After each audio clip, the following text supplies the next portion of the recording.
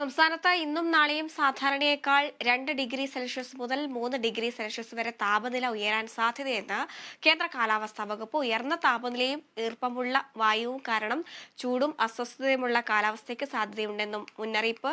വിവരങ്ങളുമായി ഇപ്പോൾ വിനയ രാജ് ചേരുന്നുണ്ട്. വിനയ, സംസ്ഥാനത്ത് താപനില ഉയരാൻ സാധ്യതയുണ്ടെന്നാണ് കാലാവസ്ഥാ റിപ്പോർട്ട് പുറത്തു വരുന്നത്. എന്തൊക്കെ ജാഗ്രതാ നിർദ്ദേശങ്ങളാണ് ഇപ്പോൾ പുറപ്പെടുവിച്ചിട്ടുള്ളത്? അതിന് സംസ്ഥാനത്ത് ഇന്നും നാളെയും സാധാരണയേക്കാൾ രണ്ട് ഡിഗ്രി സെൽഷ്യസ് മുതൽ 3 ഡിഗ്രി വരെ താപനില ഉയരാൻ സാധ്യതയുണ്ടെന്നാണ് മുന്നറിയിപ്പ് നൽകിയിരിക്കുന്നത്. ഇതിന്റെ ഭാഗമായി തന്നെ ദുരന്ത നിവാരണ അതോറിറ്റി നിരവധിയായിട്ടുള്ള ജാഗ്രതാ നിർദ്ദേശങ്ങൾ പുറപ്പെടുവിച്ചിട്ടുണ്ട്. ഉയർന്ന ചൂട്, സൂര്യാഘാതം, സൂര്യതാപം, നിർജ്ജലീകരണം തുടങ്ങിയ നിരവധി ഗുരുതരമായിട്ടുള്ള ആരോഗ്യ പ്രശ്നങ്ങൾക്ക് ചൂട് കാരണമാകുമെന്നും അതുകൊണ്ട് തന്നെ പൊതുജനങ്ങൾ നിരവധിയായിട്ടുള്ള ജാഗ്രത പാലിക്കണമെന്നുമാണ് നിർദ്ദേശം നൽകിയിരിക്കുന്നത്. രാവിലെ 11 മണി മുതൽ ഉച്ചയ്ക്ക് 3 മണി വരെയുള്ള സമയത്ത് നേരിട്ട് ശരീരത്തിൽ കൂടുതൽ സമയം തുടർച്ചയായി സൂര്യപ്രകാശം ഏൽക്കുന്നത് ഒഴിവാക്കാൻ നിർദ്ദേശം നൽകിയിട്ടുണ്ട്. കൂടാതെ തന്നെ പരമാവധി ശുദ്ധജലം കുടിക്കുക, ദാഹമുണ്ടെങ്കിലും വെള്ളം കുടിക്കാനും നിർദ്ദേശം നൽകിയിട്ടുണ്ട്. പരമാവധി ശുദ്ധജലം കുടിക്കണം. കൂടാതെ ഈ നിർജ്ജലീകരണം ഉണ്ടാകുന്ന മദ്യം, കാപ്പി, ചായ തുടങ്ങിയ ശീതളപാനീയങ്ങൾ പൂർണ്ണമായും ഒഴിവാക്കാനും നിർദ്ദേശം നൽകിയിട്ടുണ്ട്. കൂടാതെ തന്നെ പുറത്തിറങ്ങുമ്പോൾ പാദരക്ഷകൾ ധരിക്കുക, കുടയോ തൊപ്പിയോ ഉപയോഗിക്കുക തുടങ്ങിയ നിർദ്ദേശങ്ങൾ അടക്കം തന്നെ ഇപ്പോൾ നിർദ്ദേശിച്ചിട്ടുണ്ട്. കൂടാതെ തന്നെ പഴങ്ങളും പച്ചക്കറികളും ധാരാളമായി കഴിക്കാനും നിർദ്ദേശം നൽകിയിട്ടുണ്ട്.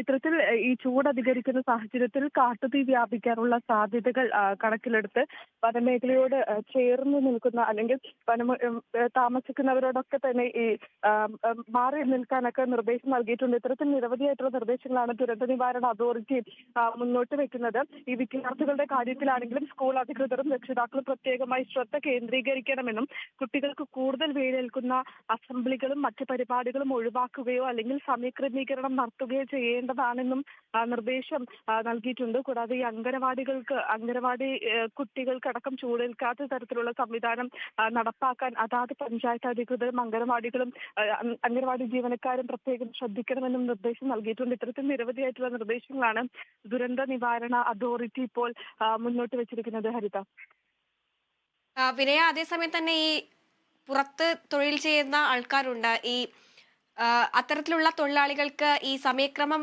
ഏർപ്പെടുത്തിയിട്ടുണ്ടോ? പ്രധാനമായും ഈ ജോലിയിൽ ഏർപ്പെട്ടിരിക്കുന്ന ഉദ്യോഗസ്ഥർക്ക് ഈ കുടിവെള്ളം നൽകാനും മറ്റും നിർദ്ദേശം നൽകിയിട്ടുണ്ട്. ഈ പൊതുപരിപാടികൾ, സമ്മേളനങ്ങൾ എന്നിവ നടത്തുമ്പോൾ പങ്കെടുക്കുന്നവർക്ക് ആവശ്യമായിട്ടുള്ള കുടിവെള്ളം, തണൽ എന്നിവ ലഭ്യമാക്കുന്നതിന് ഈ സംഘാടകർ ഉറപ്പുവരുത്തണമെന്നും ഈ സമ്മേളനങ്ങൾ ഈ പകൽ 11 മുതൽ വൈകുന്നേരം 3 വരെ കഴിവതും സമ്മേളനങ്ങളും മറ്റും ഒഴിവാക്കാനടക്കമാണ് നിർദ്ദേശം നൽകിയിരിക്കുന്നത്. കൂടാതെ തന്നെ ഈ ജോലി സമയം ക്രമീകരിക്കാനും നിർദ്ദേശം നൽകിയിട്ടുണ്ട്. ജോലിക്ക് ആവശ്യമായിട്ടുള്ള വിശ്രമം ഉറപ്പുവരുത്താൻ നിർദ്ദേശം നൽകിയിട്ടുണ്ട്. ഈ കർഷക തൊഴിലാളികൾ, വഴിയോര കച്ചവടക്കാർ, മറ്റേതെങ്കിലും കാഠിന്യമുള്ള ജോലികളിൽ ഏർപ്പെടുന്നവരടക്കം അവർക്കൊക്കെ ഈ ജോലി സമയം ക്രമീകരിക്കാനാണ് നിർദ്ദേശം നൽകിയിരിക്കുന്നത്. ഇത്തരത്തിൽ നിരവധിയായിട്ടുള്ള നിർദ്ദേശങ്ങൾ തന്നെയാണ് കേന്ദ്രം ഈ മുന്നോട്ട് വെക്കുന്ന അല്ലെങ്കിൽ പ്രധാനമായും മുന്നോട്ട് വെക്കുന്ന നിർദ്ദേശം എന്ന് പറയുന്നത് ജാഗ്രത നിർദ്ദേശങ്ങൾ. ഹരിത, അതേസമയം തന്നെ വിനയ, ചൂട് ഇന്നും ഇന്നലെയും ഒന്നും ഒട്ടും കുറവല്ല. ഇനിയിപ്പോൾ നാളെയും മറ്റന്നാളും കൂടുമെന്നാണ്, വളരെയധികം കൂടാൻ സാധ്യതയുണ്ടെന്നാണ് പറയുന്നത്. ഈ ദിവസങ്ങളിലൊക്കെ ഈ ചൂട് ഉയർന്നത് കൊണ്ടുള്ള ഏതെങ്കിലും തരത്തിലുള്ള റിപ്പോർട്ടുകൾ അല്ലെങ്കിൽ ആർക്കെങ്കിലും സൂര്യാതാപം, അത്തരത്തിലുള്ള വെയിലേറ്റിട്ടുള്ള അത്തരം എന്തെങ്കിലും റിപ്പോർട്ടുകൾ ആരോഗ്യ വിഭാഗത്തിന്റെ ഭാഗത്തു നിന്നും റിപ്പോർട്ട് ചെയ്തിട്ടുണ്ടോ? ഇതുവരെയും അത്തരത്തിലുള്ള റിപ്പോർട്ടുകളൊന്നും പുറത്തു വന്നിട്ടില്ല.